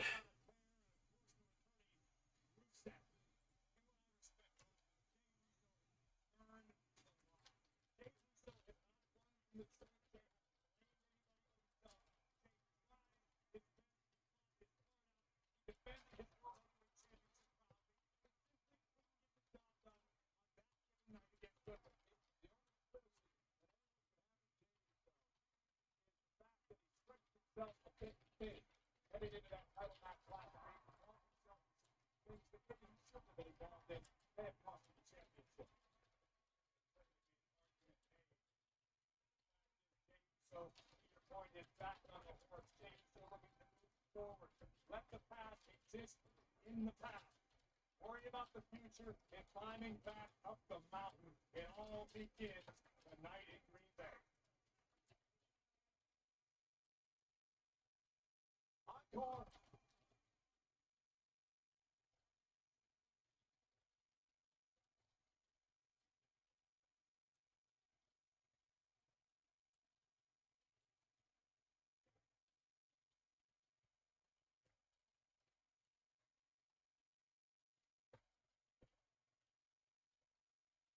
Remember, the winner of the King of the Ring tournament gets an opportunity at the World Championship in the respective brand. So this is a quick opportunity for Jay to perhaps move his way back into the world title hunt.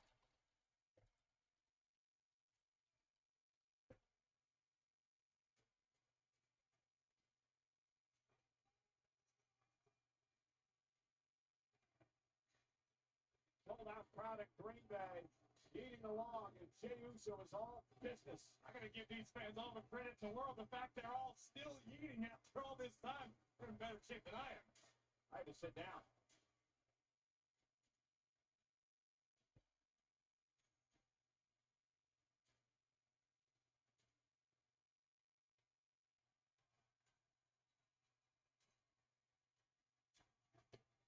Bronson's had a hell of a year now. So he really has, hasn't he?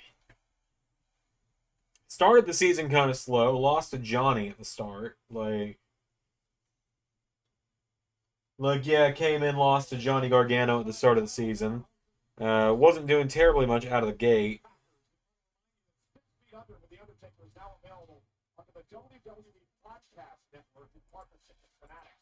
The latest episode dropped last Thursday with new co-host Michelle McCool. Download 6 Feet Under with the Undertaker on all audio platforms. Double check it's 11. He wants to meet me tomorrow. Yep, 11. We have Fort Orange Green Bay right across the street from historic Lambeau Field. 19th time the Monday Night Raw has emanated from Green Bay. Very first Raw in Green Bay happened back in 1996. Next week, Monday Night Raw heads down to Ohio, the capital city of Columbus, and great matchups on hand, including the Intercontinental Championship match. Gave Gargano multiple tsunamis. He did that for a while, yeah. Let's see here. It was let me look at the season here and let's talk about Bronson's run this season, shall we? Yeah, I updated the banner. I couldn't remember if I'd updated the banner or not. Alright, Jade Roxanne is Monday next week. And Cody's match will also be next Monday.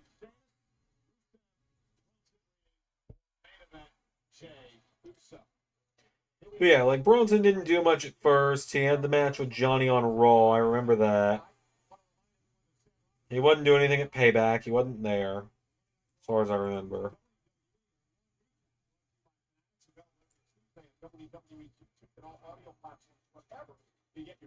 Yeah, no, he wasn't at Payback. Also, because Ray asked about my my favorite SmackDown pay-per-view of the season, Let me look through them here.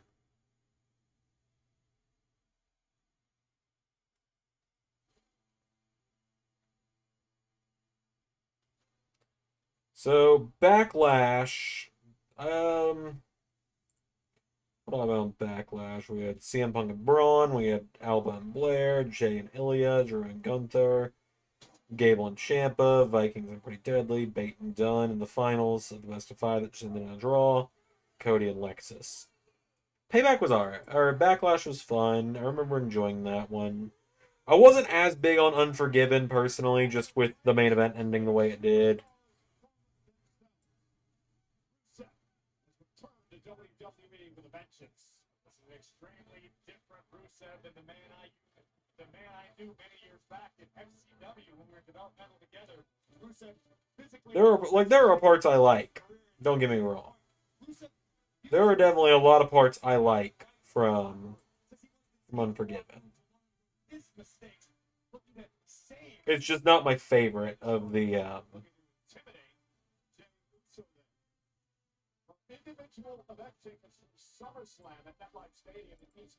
It's just not my favorite, essentially, of Ray's pay-per-views from this season. What else happened this season? Night of Champions. What happened to Night of Champions? Let me double check here. God, I forgot Ray didn't stop putting the description or putting cards in the descriptions.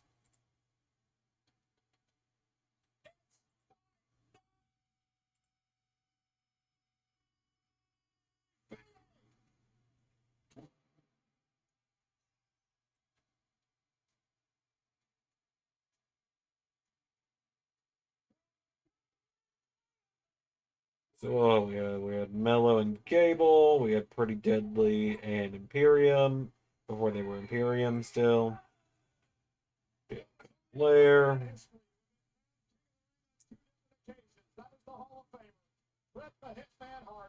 Those are Ilya beat Cody clean, right? This show, yeah. Night of Champions was a fun show. I remember liking that one. King of the Ring definitely wasn't my favorite. I like it, but it's not my favorite from the season. And SummerSlam was dual brand. Bash in Berlin. I remember liking this one a lot.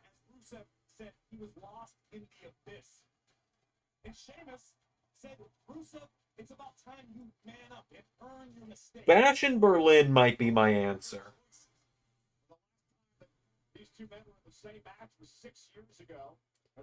Yeah, I think Bash in Berlin is my answer for my favorite of Ray's pay-per-views this season.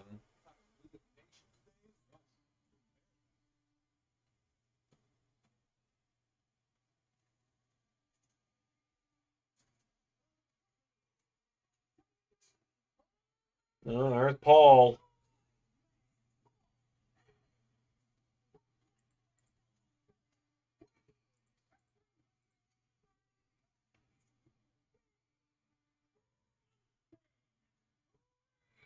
Somebody tonight, Seth Rollins needs to win by Bronson Reed tonight to complete his plan. Well, remember what happened before Money in the Bank? Seth Rollins and company, well, they took out LA Knight and others on Friday Night SmackDown before Money in the Bank. Well, payback was tough last week. Well, LA Knight, the notorious hothead, within a BFT on Braun Breaker, dropping Breaker last Monday. But Breaker and Reed did not forget. Mess with this duo at your own peril. Hellacious spear by Breaker, which opened the door for the Viper to advance in the King of the Ring tournament. Yeah, Bronson in LS11 Universe. It took a little while, but eventually he just started murdering people. We saw Randy win that match on Friday, so this is how things look right now. Friday night on SmackDown, it's the men's semifinals. Sami Zayn will take on Randy Orton. And then Monday, Cody Rhodes defends against the winner of this matchup. And the other semifinals. And then once he got on that roll, he didn't stop because Armageddon happened. He got arrested on Skeleton Crew Raw. 2 weeks later, he broke the ring. Or was it 3 weeks later? Was it actually before Skeleton Crew? It was 2 weeks before Skeleton Crew. My bad. Yeah, he broke the ring. He murdered Johnny Gargano several times. He got arrested. He came back. He feuded with Bobby. He had the Intercontinental title match at SummerSlam where everyone thought he was going to just walk in and win it. Then Cross happened. He had the match with Cross. He retired Goldberg. And then there was some reason he wasn't at Survivor Series.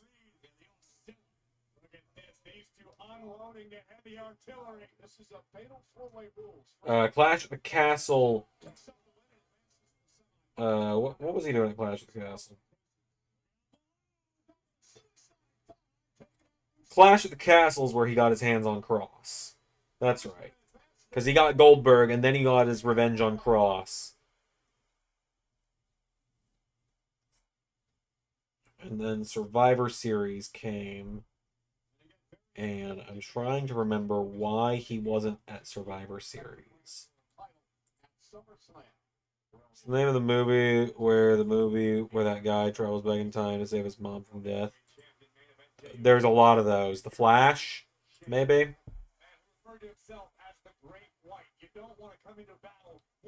He wasn't at Survivor Series for one reason or another. I don't remember the reasoning. But Penta and Andrade got the title shot instead, and everyone thought Penta was just going to win it. I don't know why everyone thought I was just going to put the belt on Penta immediately.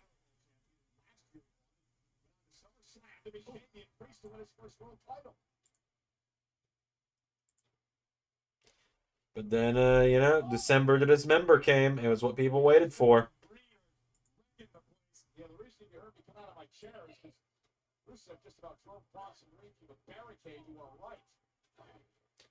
Cross has had more matches in LS11 than he has IRL. Probably. I mean, he wrestles pretty regularly in LS11, so...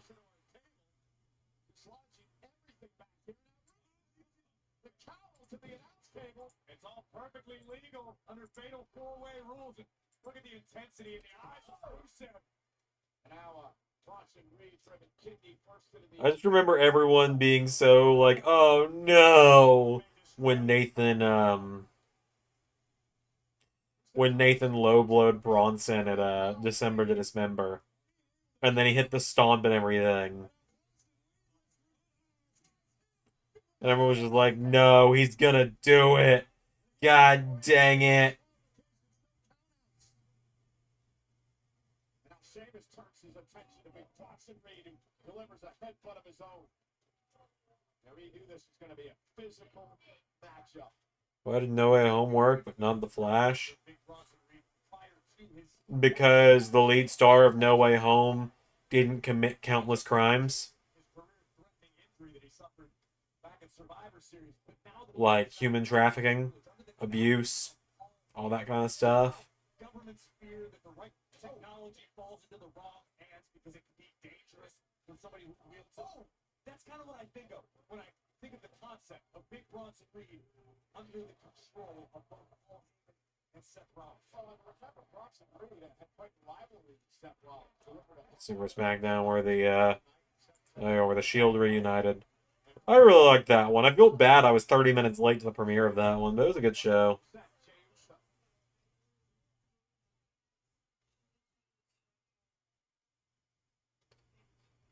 I will say, man, 2 months ago, 3 months ago almost, now actually, like, that span of a few weeks where we had the start of 2K25, the Xandermania press conference, December to Dismember, World's End, and Xandermania all in the span of like 3 weeks. And that's just me, because Ray also did Starcade. But when I did all of those in the span of 3 weeks, I was just firing on all cylinders for those shows, man. I will say the only slight downside with dyeing my hair is you can kind of tell this side is slightly lighter than this side when I do this. But it's alright. I mean, I had to dye it from blonde back to brunette if anyone says anything at work. So for reference, I had to dye it back because they paused my training at work until I had one hair color. If they try and say anything tomorrow, I'm just going to be like, look, man, when you go from blonde to brunette, it doesn't always get it all the way. So give it time. And give me a couple months and I'll be back to blonde. Like, give me a couple months, I'll be back to blonde, probably by the end of the summer. Who's a non-wrestling superhero character that you think would be the best suited to train to become a wrestler? Oh, by the way, the big truck's getting the little trucks. I hadn't even said that. I hadn't even said that yet. We got Sheamus, Rusev, and Bronson in here. I hadn't even said it. But yeah, now I had to get rid of the blonde because my job wants me to have one hair color. I tried to reach out to my boss about if I could just go full blonde the other day, and he didn't answer his phone, and so I figured, you know, I'm going to play it safe and not, just to be safe. It was kind of a better safe than sorry thing. So I went back to brunette. Like I said, give me a few months. I'll be back to blonde probably by the end of July. Maybe early August. But anyways, I don't know. Out of my OCs, which one would be best suited to become a wrestler? Because like Jade, Nightingale, Gabriella Bennett, Quizmaster, Quiz Queen, they're all former, you know, they're all superhero OCs that became wrestlers on the channel at various points. Probably Agent Fox. Because, like, he doesn't have powers. He's just got, like, he's just got secret agent training, so he's trained in combat. Probably him. Suck it up, man up, own your mistakes. Here we go. Sheamus exchanging blows in the middle of the ring. This has been a simmering for weeks. Back to Earth to look at Sheamus down to the forearm. Watch out! Wow, what a spin kick. It's terrifying athleticism and the size of Rusev. Look at the intensity on the face. Over 3 times, United States clearly runs into him. Hit by the Celtic Fury. Cena's up and down goes Rusev.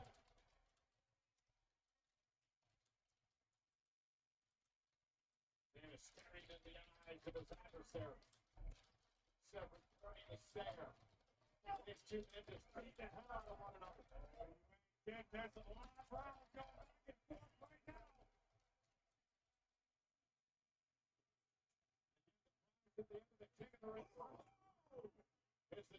Misread the question. Oh, I did misread that. Hold on. Give me a second to finish typing up what I'm typing here. It's related to work. So.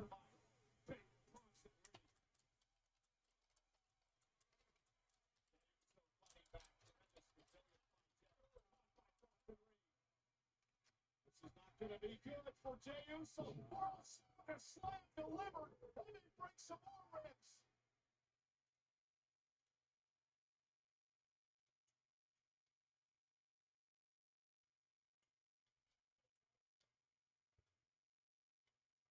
Reed was pointing down to Paul Heyman, who was sitting. All right, let's see. Not which of your superhero OCs would best become a wrestler. Xander, for all of your wrestling OCs, who's a non-wrestling superhero character that you think they would be best suited to train to become a wrestler? Okay. Okay. I'm not going to say it for every single OC, because there's a lot. Like, there's Alexander Blackstone, there's a lot of Elizabeth Bell, there's, you know, all these characters. And a lot of them don't exist anymore. There's, I didn't make Zajac, I can't claim him. But, like, you know, there's Alexander Blackstone, there's Cammy, there's, who else is mine in here? There's Gabriella Bennett, there's Jade. It's terrifying. It is absolutely terrifying. 330 pounds, depending on the day. Sometimes more, sometimes Quizmaster and Quiz Queen, obviously. I'll pair up one, is what I'll do. Okay, so who is a non-wrestling superhero character that they would be best suited to train? Alexander Blackstone's a douchebag, so he wouldn't train anyone. Agility. He's not blocking giants of yesteryear. The big dogs read the future. Jey Uso, though, has heart. Jey Uso has resilience. That never say die attitude. Let's see. You know what else Jey Uso has? Busted ribs. True. And Sheamus now trying to tip away Rusev, and he does, and it allows Bronson Reed at least momentarily to move out of harm's way. And almost wants to do this. Jeez. And a Rusev from behind. Talking about AJ Styles being timeless earlier tonight. How about Sheamus? Sheamus just continues to age in reverse. I guess I'll say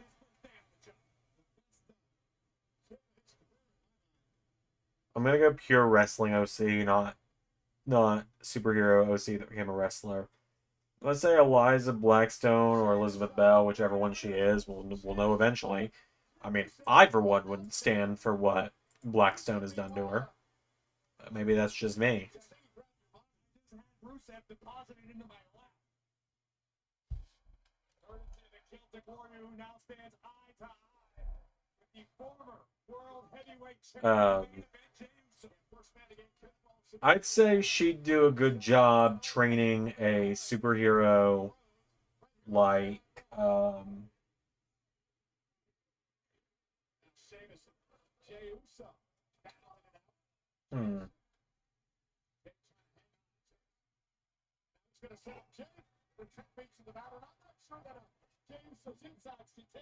I think she'd vibe with training Kitty Pryde from the X-Men.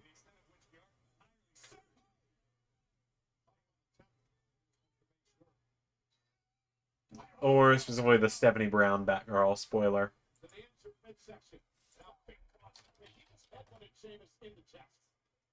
Sheamus is rocked like a stone.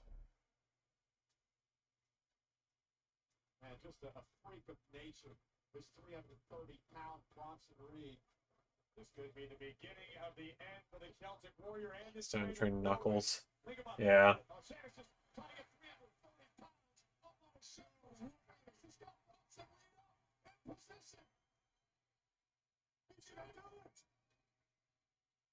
What noise?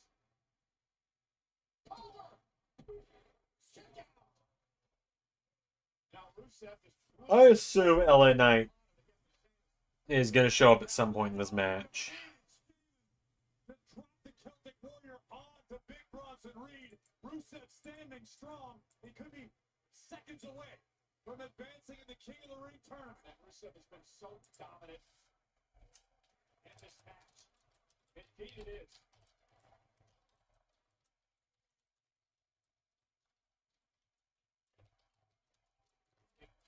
Jey Uso is back in the fight. Talk about guts out of Uso tonight. What a performance. Sheer will on display from main event Jey Uso. We've got his eyes locked on a down Rusev. Let's see if Rusev able to hit a big kick to the back of the head. Why spoiler? One, I really like her. She's one of my favorite of like Batman's kind of kids. She's probably out of the Batgirls, I think she's my favorite. I just think she's fun. Rusev sits back. He's got Uso in trouble. Is Jey gonna tap out? Jey trying to somehow hang on. Remember, ropes will not force a break. In a fatal four-way. I like Barbara Gordon as well, but I think just the personalities fit, like for face Elizabeth Bell. I think her and Spoiler's personalities fit better. Oh, there's the brogue. So we all agree Jay's winning this by pinning Sheamus, right?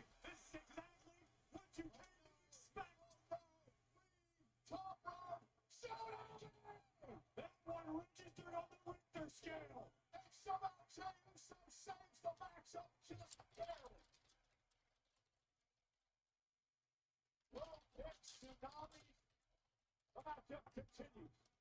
What a sequence of offense from the field in this one. Here comes main event Jay. Pick it up. Pick it up.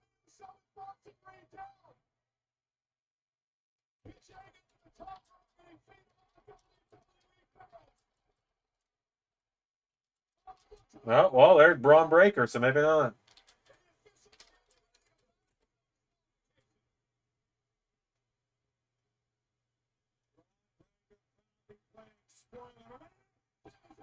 There's Sammy.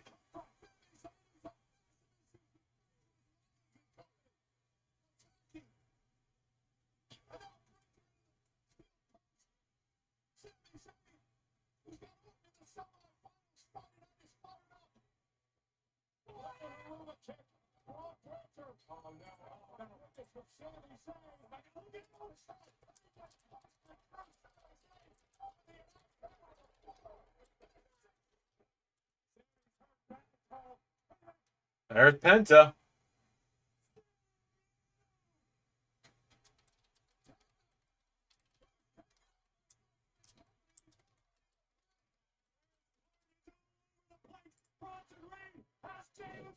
Oh shit, Bronson Reed might win it.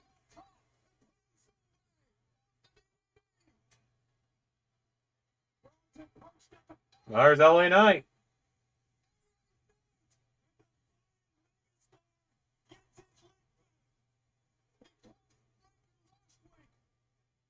Oh, fuck's sake. Jay's just gonna pin Bronson.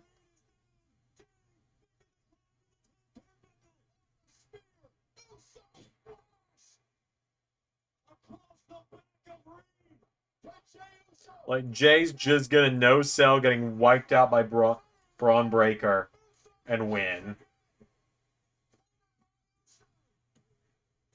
Fuck's sake.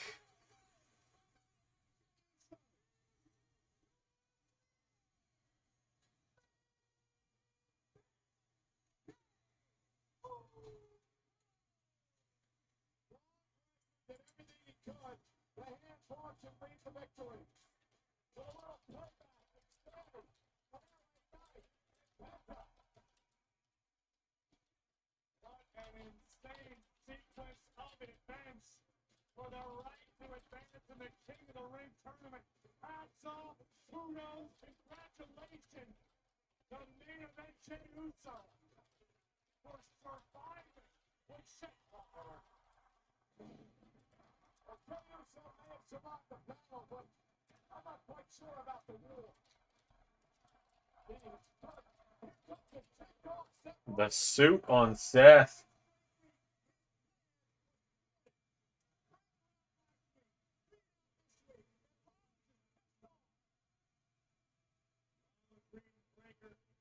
Wasting no time in making the entire roster enemies.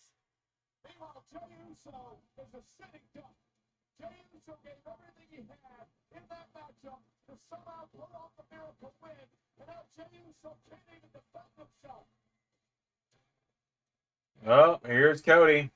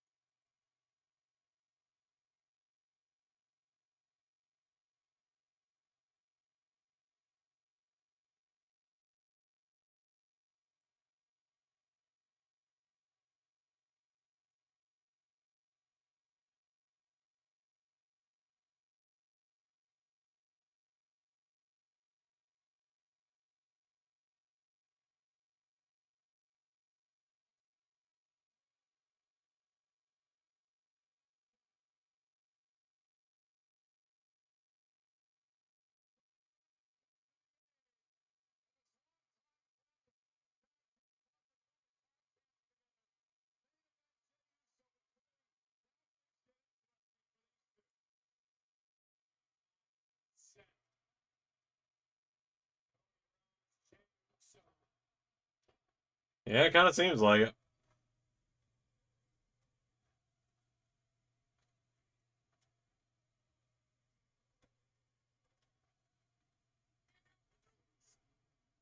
Seems like we're gonna get Cody getting cashed in on by Seth.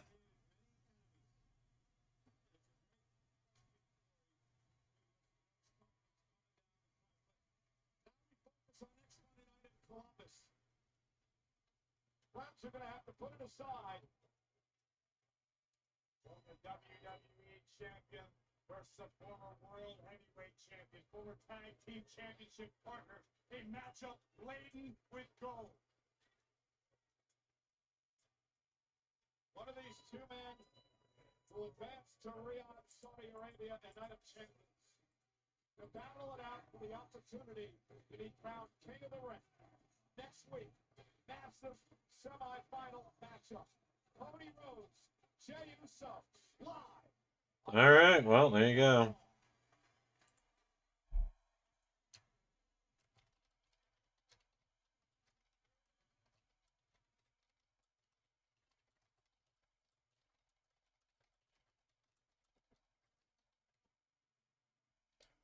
Yep, that's Raw, baby. All right, cool. I'll see you guys. Watch Long Wise Friday for SmackDown. I'm gonna take tomorrow off. I'm gonna spend some time with everyone. I'm gonna hang out at home. I'm probably gonna, and I gotta work tomorrow, so